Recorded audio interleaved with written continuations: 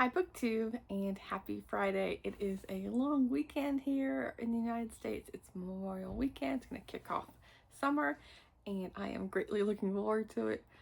I had this week off from work, but even still, I would like a 3-day weekend. And since I've been going out these last couple of days, I have decided to do a staycation for this weekend. And I just catch up on some reading and just rest because last night I did not get much sleep thanks to someone who will remain anonymous, but let's just say his name is Mr. Tomcat Sawyer. With it getting light earlier, where I think the sunrise is somewhere around 5 a.m. so it's getting like the first light is like 4:45 or something in the morning. I don't know, but he does. He knows because he's waking up with the birds and is ready for me to get up. Although I've typically I wake up around 5 or 5:30 during my work week. I haven't been doing it that this week because why should I if I'm not commanded to? And it's not my natural sleep schedule. But I'm gonna have to get on that soon because yeah, I've been feeling groggy all day. But you don't need to hear about that. As for my books that I am reading, I feel like I'm making really good progress with my, at least for my physical TBR for the month of May. And how is it almost over? I don't know. I feel like it just began the month. But I am in the middle of 2 books, and then looking at the pile of books I had here, I only have 3 other ones. So I'm like, look at me. I haven't been doing the best with my ebooks that was on my TBR, but I'm going to be tackling them this week as well. So as far as what I am currently reading, I am in the middle of Out of Circulation, a Miss Zuka mystery by Joe Daraseki. And I am really enjoying this, surprisingly. I found this at a little free library a week or 2 ago. This is the, I think book 5 or 6 in a series, but I really like it. And I checked my library, the e-library, just to see if they had any available, and they only have books 10 and 11. So I'm gonna have to see if I can track these down. I was at a bookstore earlier this morning and I didn't find any, but I don't know how popular this author was. But there's a cat on the cover, and so far the cat has only been mentioned once. It's a rescue kitty, and I can't even remember the cat's name, but it was just mentioned in the very first chapter because she had to find the librarian, main character of this story, had to find a caretaker for him while she's going on a 3-day hike in the mountains with her friend, who is kind of like dragging her along with her because she's determined before the friend turns 40 that she wants to get her butt in gear and change her ways and be more active and exercise. And so why spend time on a treadmill when I could be out in the great outdoors? And so they're randomly trekking into the mountains, and this is taking place in Bellingham, Washington. And so they're hiking they're hiking the Cascade, North Cascade range near Mount Baker. And so I've been in that area, and I've hiked. I'm not a huge like outdoor hiker like they're talking about. I'm much more of a cement trail or like a manicured hiking here. I'm not gonna go out in the backwoods of beyond, but I have hiked in the area on the more well-used trails. So yeah, I know exactly this area they're talking about basically. But this is kind of like a cozy mystery. This came out in the 90s, like 1997. So I don't know exactly how cozy this is gonna be or not, but it's following in that same vein. But the 2 friends are hiking, and they stumble upon a dead body, as you do. And there's another person that comes along and says, "Oh, he was with a friend. Oh, hey, here's Sawyer. He was with a friend." Oh, hello. Let's take a second because he's not always on camera. He's very squirmy. He does not like being held. He'll sit near me, but doesn't want to sit on me, on my lap or anything like that. But he likes to be nearby, and he also likes to bite things. He has, like, this book has a puncture. I don't know if you can see puncture, and so many of my books do, and it's like it goes through like so many. This is page 10. Like, it's going through all of the pages. Like, again, this was free, So it doesn't necessarily matter. It's just funny. It's like he's marking all of my books. Did you show yours? Yeah. Let's say hello to the camera. Yeah. Yeah. It's like, who are you talking to? Like, I know, like, sometimes my dog will run up to me like, you're all of a sudden talking. What is going on? But anyway, I'm really enjoying this so far, and I am about halfway through. I'm on page 97, so I'm hoping to finish this later tonight. So yeah, there's that one. And then I also wanted to start, this was a book that I had picked for my TBR because I wanted to read like a coastal Florida-like book because I was supposed to go to Florida at the beginning of the month.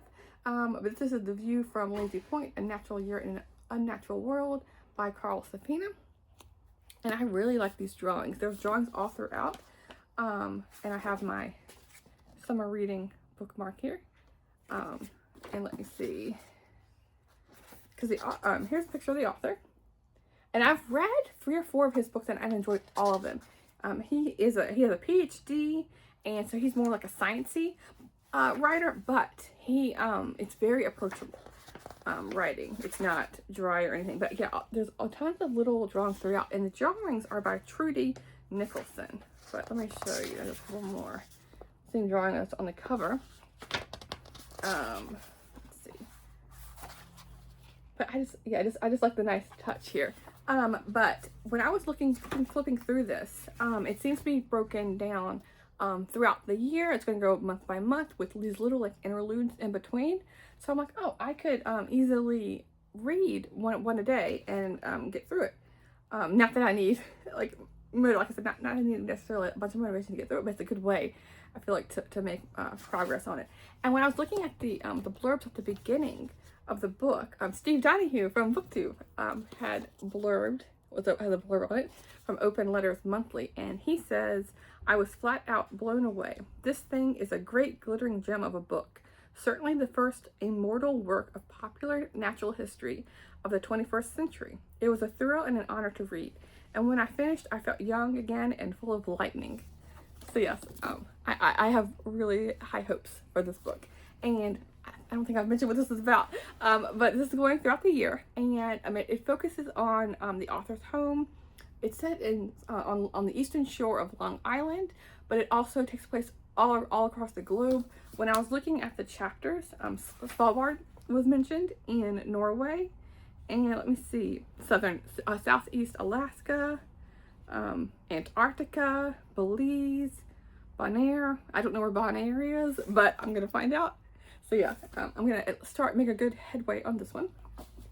So those are 2 books I have like on the go. And then for the rest of the physical books of my TBR, I only have a few, and 2 of them are gonna be easy peasy to get through.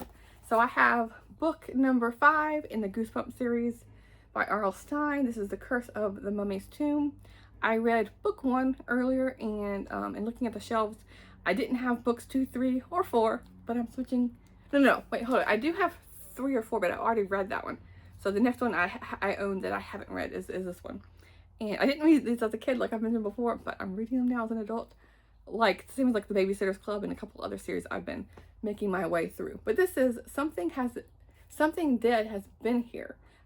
Gabe has gotten lost in a pyramid. 1 minute, his cousin was right behind him in the pyramid tunnel, and then the next minute, she's disappeared and he's alone. And I'm guessing he's going to encounter a mummy. What will wake the dead? There was like several mummy movies, popular movies when I was a kid, and I've never been a fan, but it's like a 100-page book, and I will give it a read.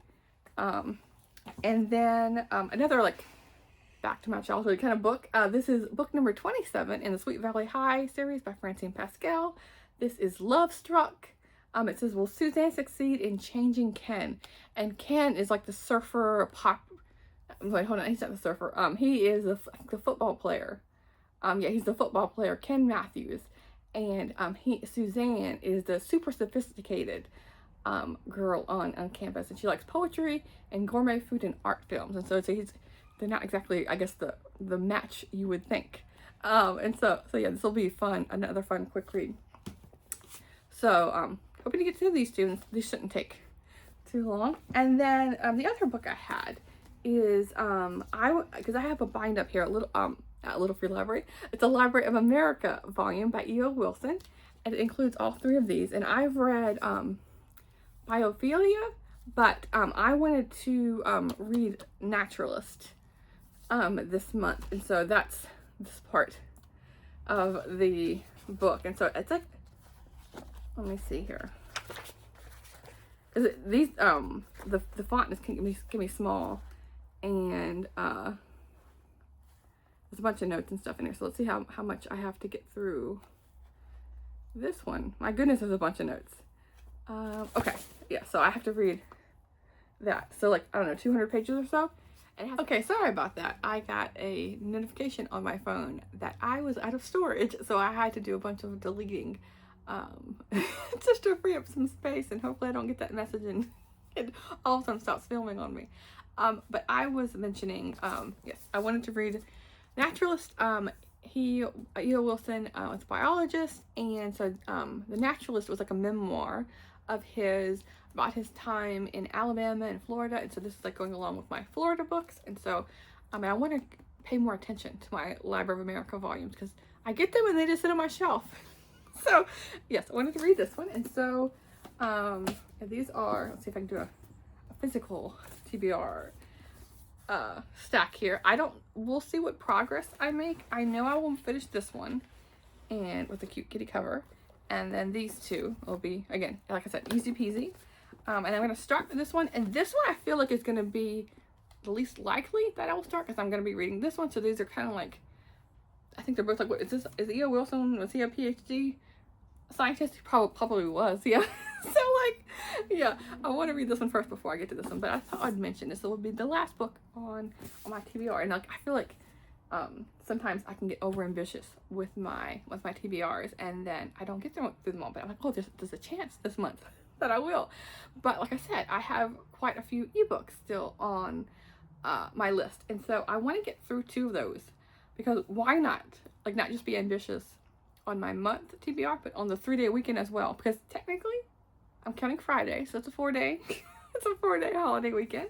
So I wanted to read, to switch gears on things, Larry McMurtry's, this is the second book in the Houston series, I think it's called. These are not interconnected, I don't think. I read last month, and why am I blanking on, Moving On. I read Moving On. I reread that one, focusing on a married couple during, was it the late 1950s into 1960s, like when they're going through college and like just learning about life and becoming adults. And the second book in that series is called All My Friends Are Going to Be Strangers, and I think they're disconnected by being set in and around Houston. But this is following a young writer, and I think he's either going from Texas to California, or is going from California back to Texas. I can't remember what the description was, but something like that. And so this is a bind up, but Terms of Endearment is like book 3 in that series, but I'm just going to be focusing on book 2 this month, and then probably next month I'm going to read something of his for June on the Range, of course. And then the last book I want to talk about is another book for Horror Mayhem, along with the Goosebump book, and this is The Elementals by Michael McDowell. I've heard about this here on BookTube here and there, and I've had it on my radar, and so instead of saving it for October, I'm going to be reading it now. And I like the very summery cover. It's hot here today, well, not hot like it's been for other places, but it's around, I think, 78 degrees, and so tomorrow's supposed to be warm too, so tomorrow would be a good day, because I think from Monday on, the temperature is just going to plummet and we're going to get a bunch of rain. So I would like to read this one when it's more fitting for the weather. But this takes place, I think it was southern Alabama, I wanted to say, somewhere on the Gulf Coast. And there is these old houses, I think 3 of them, and like there's people that live in 2 of them, but the third one has been abandoned. But it's like a killer haunted house where people go there and they die. And there's a bunch of sand involved. Not sure what's going on there. Like, is it instead of killer hurricanes instead of killer houses? I don't know, but I'm gonna find out. So yeah, those are the books I plan to read this weekend. I think I'm gonna need the staycation in order to accomplish these goals, but we will see what I get up to. I'm hoping to do some vlogs Saturday, Sunday, Monday, like just me around the house, because I know I've gotten several like vlog footages of my week when I'm out, but I'm tired, like I said, from Mr. Sawyer, and and going out and about like so much, that probably has something to do with it as well. But yeah, I will talk to you soon. Thanks, BookTube.